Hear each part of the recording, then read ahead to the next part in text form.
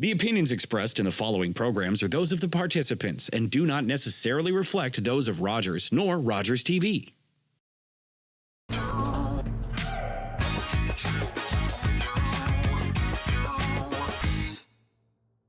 Hey, what's good, everybody? Welcome back. This is the Players Corner with Karim Grant. In the studio today, I have the pleasure and the honor of having one of the best young film directors in the world. His name is Kieran Khan, and he resides right here in the GTA. We're gonna chop it up with Kieran and, just talk about everything, the pitfalls, the dangers, the successes, Cardi B, of course, and everything in between. So Kieran, how you doing, man? Thank you so much for having me, my boy. I truly appreciate it. And no, congratulations man, on kicking off this show. The pleasure's all mine. Thank you for coming through, man. I appreciate it, man. So what got you started in this industry? Well, it initially kicked off where we were focused more on event coverage. Right. Trying to utilize our platform to bring, I guess, use it as a tunnel to showcase the culture in a better light. Because it was never a platform that allowed Caribbean content to be showcased in a professional manner for what we have. A lot of people from various cultures look at our community or events and they're like, So we wanted to make sure and have a platform for that. And our company's based in Trinidad and Tobago, so we never had it here. What's the name of the company? Lime.tt. Okay, that's your company. Wow. Correct, yeah. All right. Me and my partner in Trinidad, Justin Gusain. All right. Does he have another name that he goes by? Justin, no. Okay, Justin nice. Gusain, yeah. And we launched it over here, and we couldn't afford staffing, right. Because sponsors were not sponsoring Caribbean platforms or events back then.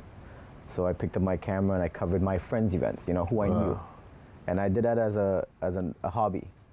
And then so did you know what you were doing when you picked this camera? I had no idea, none. Wow. Point and shoot. Wow, that's incredible. Yeah. And then I just started going that route, and pretty much it just turned into a passion. Like I used to get excited about going out and shooting these events and coming home and editing. Right.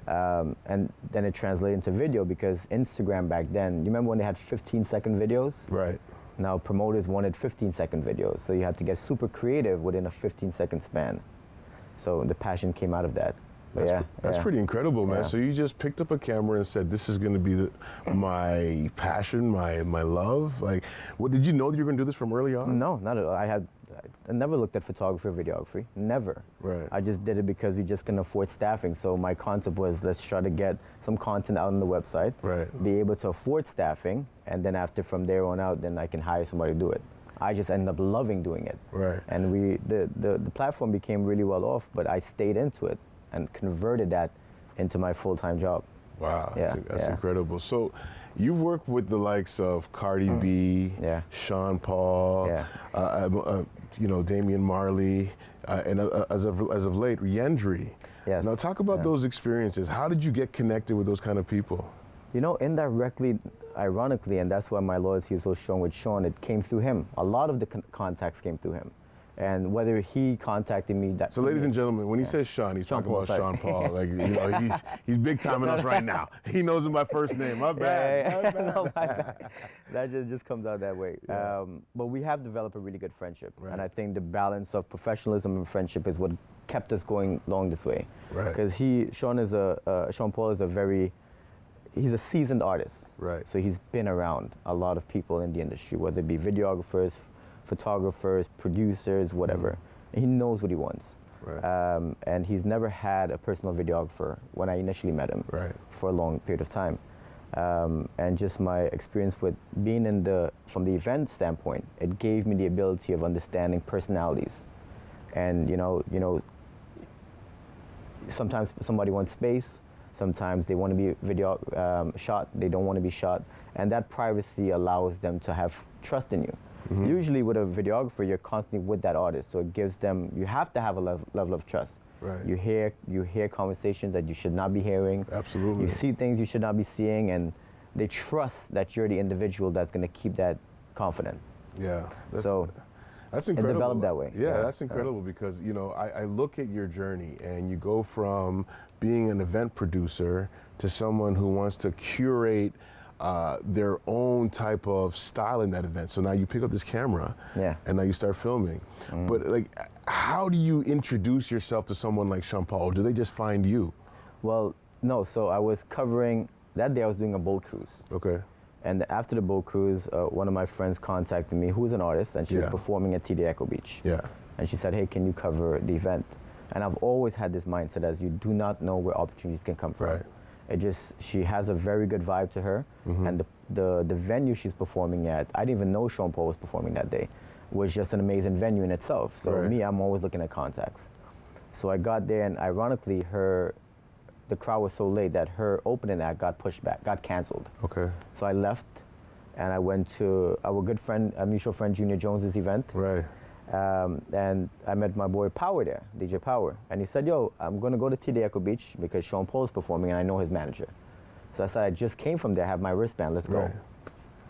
We go, and there's tiers to getting on this stage. There's the initial stage of coming through General to get to backstage, and from there you have to go up the steps, which is another security. Then from there, there's another security to get onto the stage. Right. We made it all the way except for that last security who refused to let us on.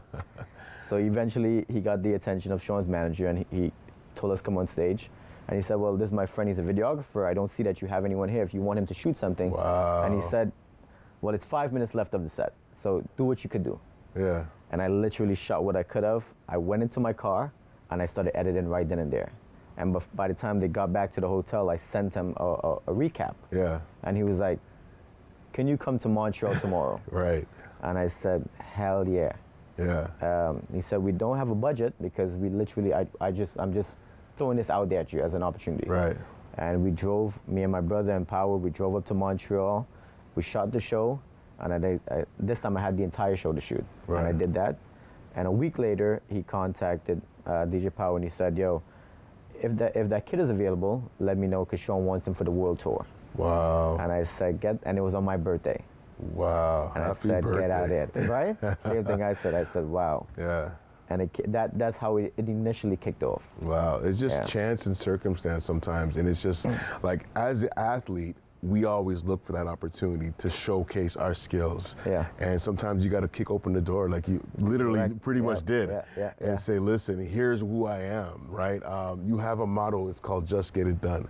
Just get it done, You know, it's man. very close to my motto, make it happen, right? And it's yeah. like, your journey, that journey to your success is like a lot of athletes' journey in terms of being able to have to, you know, showcase themselves on a level and put themselves on a platform where people can see them, so now you can be hired for other jobs. So it's very, you know, it's almost one and the same. Correct, you know what I mean? correct. So from there, you transitioned into other artists. What other artists did you work with? So from there, after that happened, the initial time he booked me for the world tour, he said, well, the only hiccup with it is that you have to shoot, he wanted you to shoot 2 music videos for an artist he was working with at that time. His name is Ching Ching.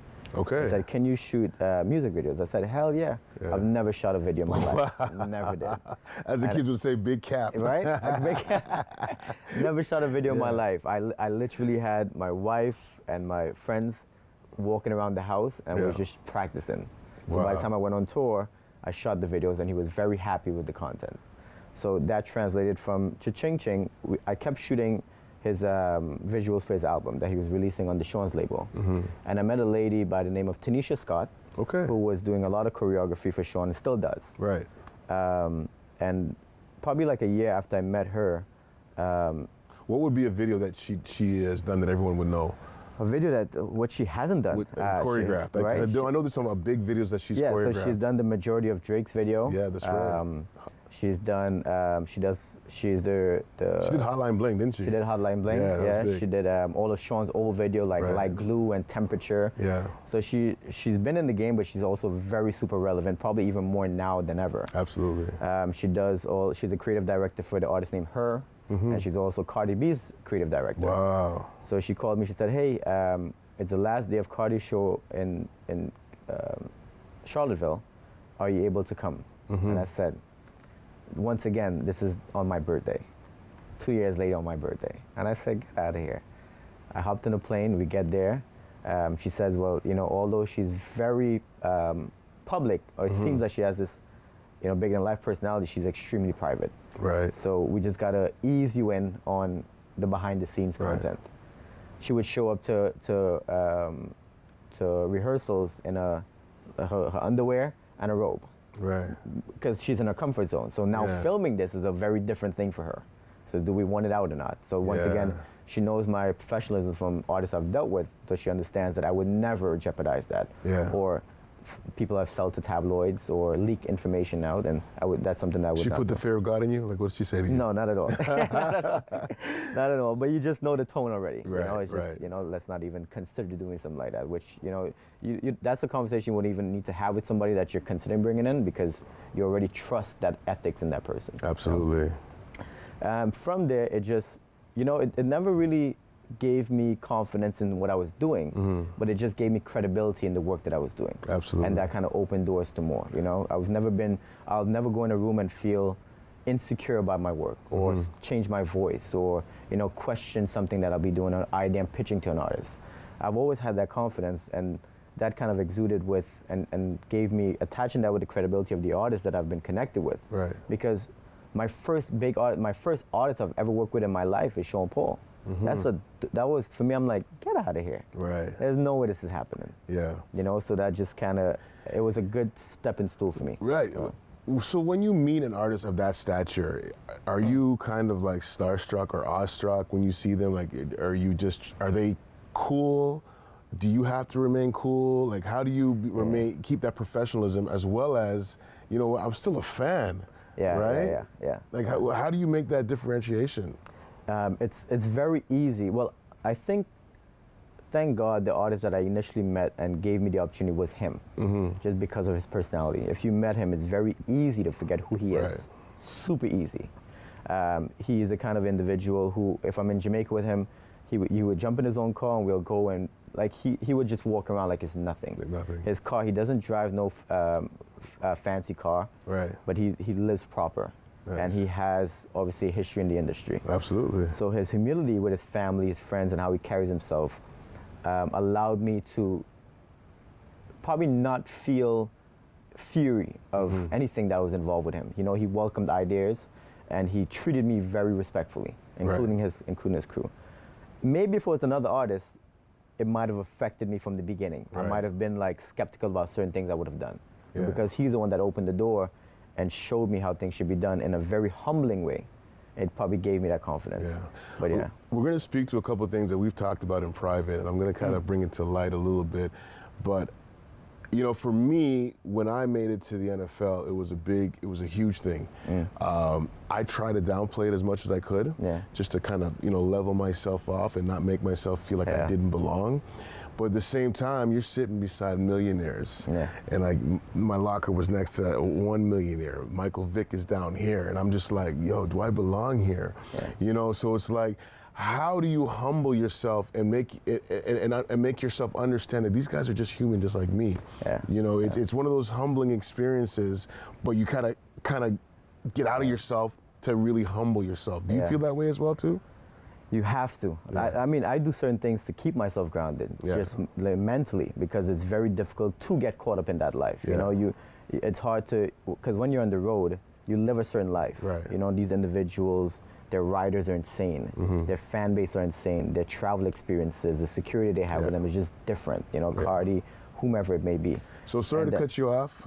We got to make a break for that. We got to take a break. We'll be back in about 2 minutes with more from Kieran Khan on the Players Corner with Karim Grant.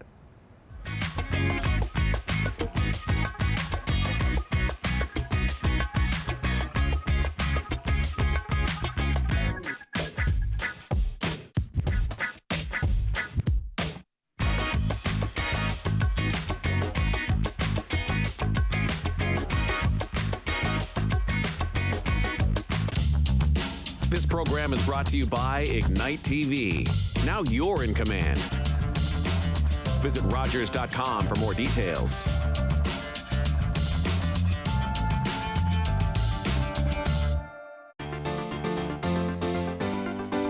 Welcome back, Eddie Brock. It's been a long time. I miss you so much. Come chaos. I request a duel to the death. If you lose, your wife will suffer dire consequences. One of us has lied. Let us let God decide.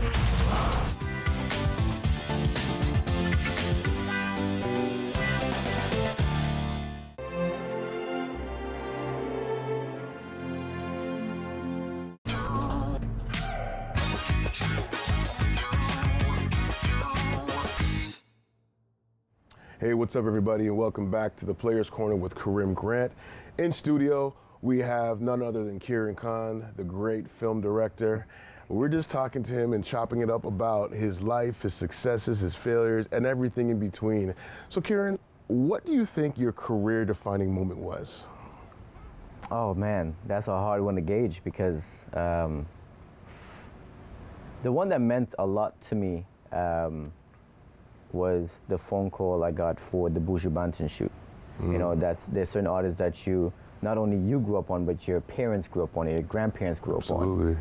And when I got the phone call to direct one of his first videos coming out of jail and returning home to Jamaica, that was just, it was unbelievable until I saw him. So that was a career-defining moment, and that's a story in itself that just resonates with me till this day. You know, how it transitioned, how that actually even happened. Yeah, and talk about it. Well, there's a artist that we all may know. His name is Baby Sham. Okay. Baby Sham came to Toronto and he had a show, and Shawn Paul's DJ produced a track for him. Right. He said, "Yo, Kieran, can you do me a favor and shoot this video?" I said, "Don't worry about it, got it done." Baby Sham, you know, he has a personality, but if you meet him in person, right, he's so humbling. And we chopped it up for the entire day, and he said, "I would love to work with you in the future." I was away and I was in Europe and I was having dinner, and I saw a phone call come in by him, and I said, I was in a restaurant, so I couldn't speak because it was loud, and I said, "I'll call him when I get outside." And he called me again, and I said, "This is unusual. He doesn't call like that." So I got up and I went outside. He said, "Yo, Kieran," he said X, Y, and Z. I have an artist that that one of my brethren produced for, and he's going to give you a call to speak to you about a track that he wants to do. The producer called me. His name is Dave Kelly. I don't know if anybody knew about him, but Dave Kelly is a legendary producer from Jamaica, produced some of the biggest tracks we probably know as classics. Absolutely. And he called me, and he said, "Hey, Kieran," he said, "I have an artist that I'm working with. You know, he can't really come out of Jamaica, and we want to turn this around within 72 hours, but you have to come into Jamaica next week." And I said, "Okay, cool, send me the track, and I would love to hear it, and then come up with a treatment for you." I heard the song, but I never thought it was Buju. Yeah. Never would have thought it was Buju. And even if I believed it was Buju, I would have never thought it was, because it's me. You know, and I'm not downplaying myself, but he's signed to Rock Nation. He's fresh out, like, he's at his peak of his career. There's no way you're coming to me. And that just came from my relationship that I had with Baby Sham that day, how that resonated with him, the humbleness and what I went above and beyond to do.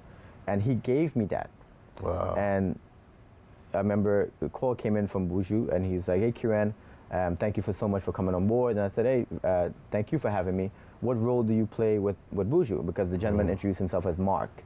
And he laughed, and he was like, that's me. Wow. I never knew his name was Mark. Wow, yeah. And I said, man, I got down to Jamaica, and the way he treated me, I thought somebody oversold me.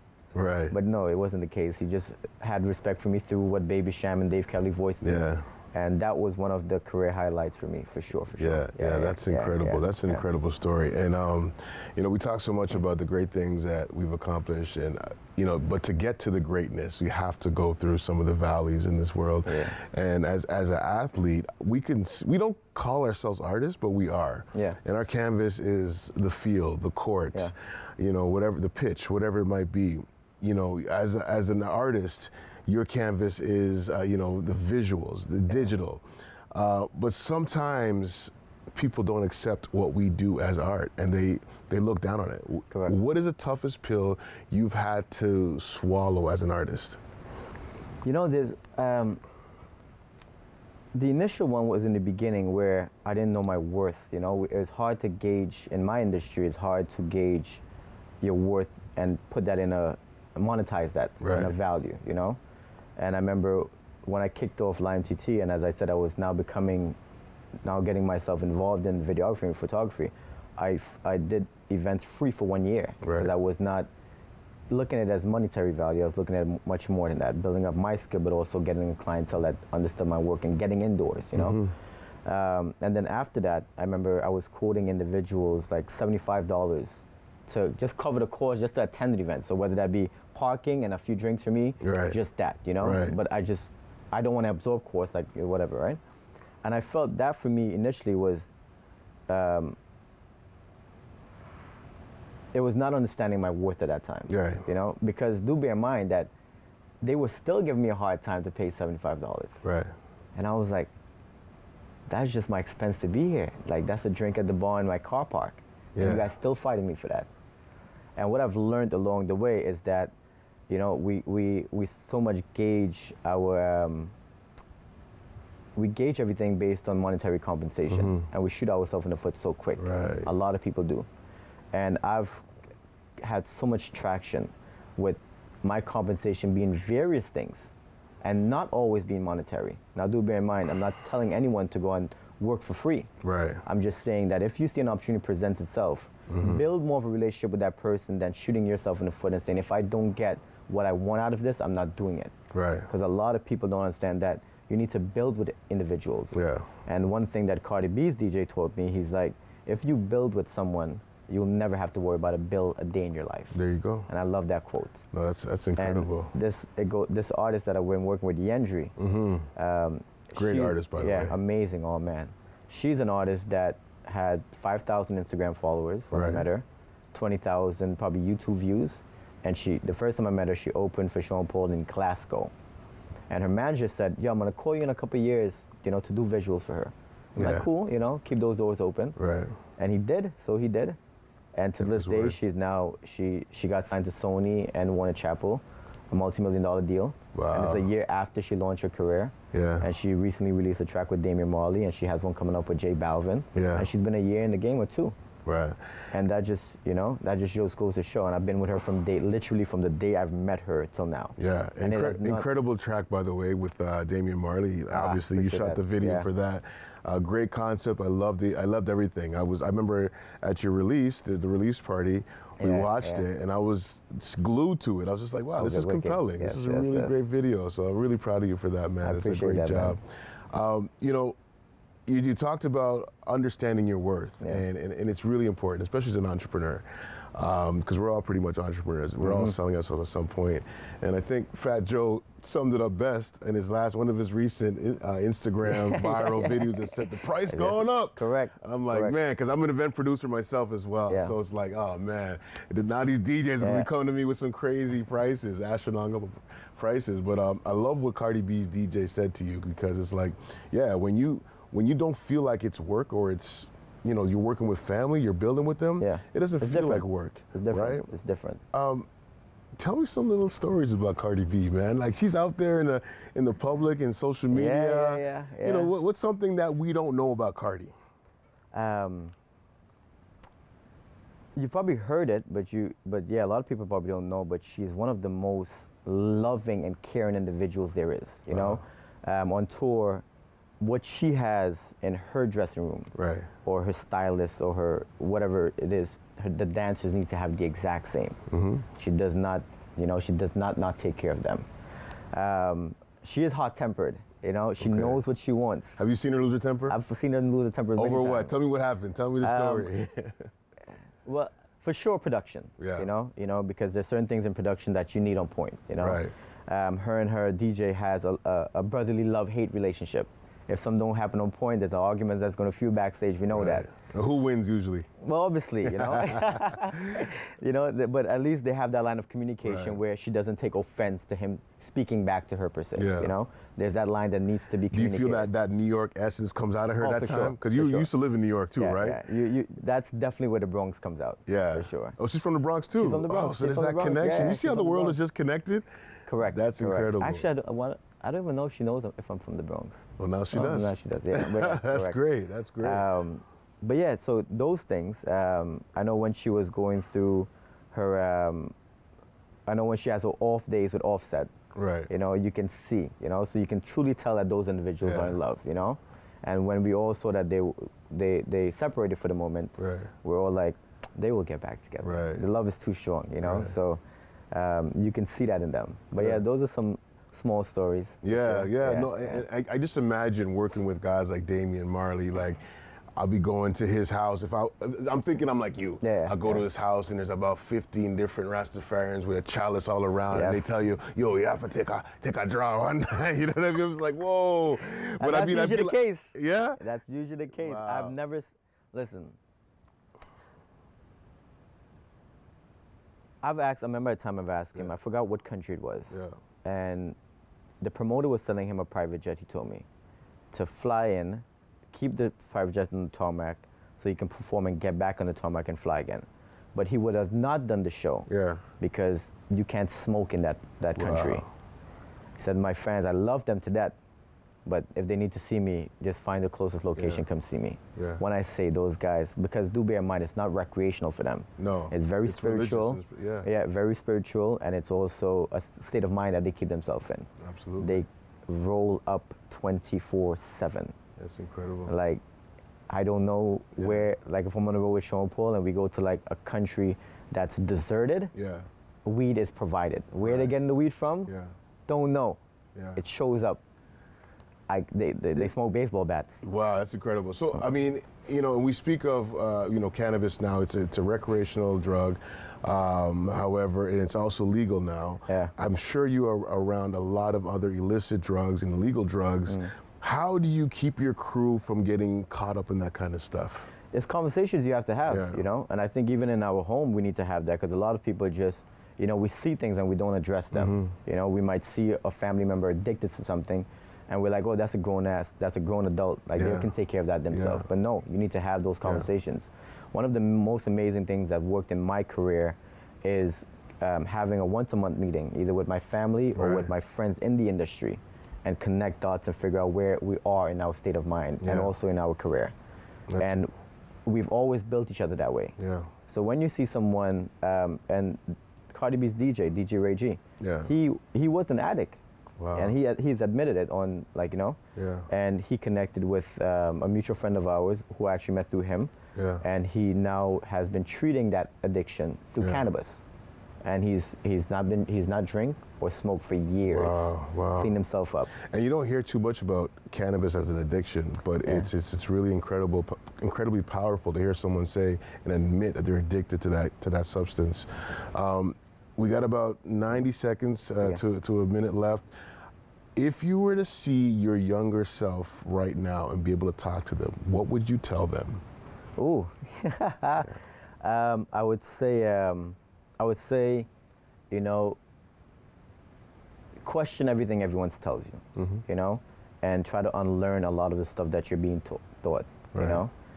That's one of the things that I'm now doing. I'm now teaching my son, you know, generational to generational, we're taught certain things, but it's not always the right stuff, you know. So I would tell, like when my son asks me questions, I answer them, and I encourage him to ask me questions because when he does, I'm like, actually, yeah, why am I even telling you to do that or saying that? So I would say, you know, question, you know, encourage people to ask questions. Question everything. I love that. Curiosity is the key. They say curiosity kills a cat, but I think curiosity is what builds lions, right? Facts. You know what I mean? So you got to keep questioning things. I want to thank you so much, my brother, for coming. It's been a pleasure to have you on here because you really show the intersection of sports and entertainment and as they intersect. And I love that because, you know, everything you guys do directs what we think about and vice versa. So thank you so much for being a part of this show. Ladies and gentlemen, this is the Players Corner with Karim Grant. Thanks for tuning in. We'll see you soon.